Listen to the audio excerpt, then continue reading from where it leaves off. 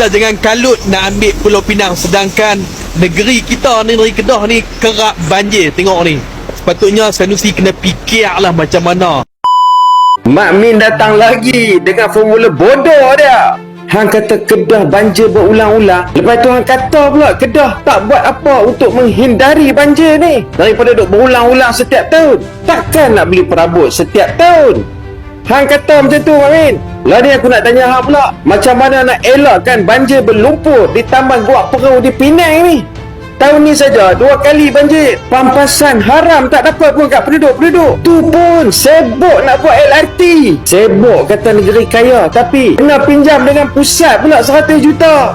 Nak bayar gaji penjawat awam Penang. Punya sibuk sampai terowong ajaib langsung tak nampak lagi, tak siap lagi. Projek daripada tahun 2008 dulu tu. Kau hang dah lalu terowong tu, Mak Min? Kalau hang Google tengok, banjir di Penang ni pun setiap tahun. Malah ada tempat tu banjir kilat. Setiap kali hujan lebat, banjir kilat. Setahun 3-4 kali banjir, 3-4 kali beli perabot dah. Oi, Mak Min, bukan kata Penang, Selangor, KL tu. Hang boleh tengok ni berita-berita ni. Hang tak kesian ke dekat penduduk-penduduk di KL, Selangor, Penang ni? Memang banjir ni hujan daripada Allah Ta'ala, aku setuju kat tu. Tapi macam mana nak elakkan banjir ni daripada berulang-ulang? Sebab itulah Tuan Ibrahim Tuan Mat dah mencadangkan untuk buat projek tebatan banjir. Sekurang-kurangnya kita boleh minimumkan kerosakan dan kerugian tu. Tapi hang tengok PMX hang kata apa?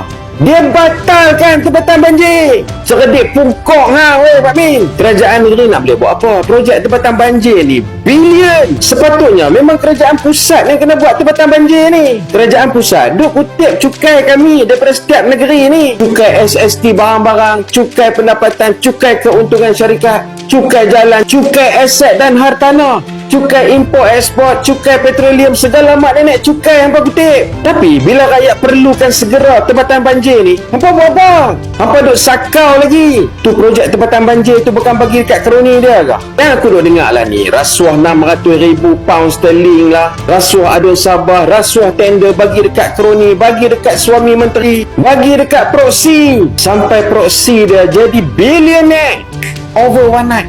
Merata tender direct nego, projek my kiosk, projek segala macam projek apa buat. Hakikat dia, rakyat masih susah, masih kena hadap semua ni. Awaklah hang ni bodoh benar sangat, Mak Min. Sebelum bercakap tu, fikir dulu, weh, Mak Min, supaya hang tak nampakkan sangat kebangangan hang tu.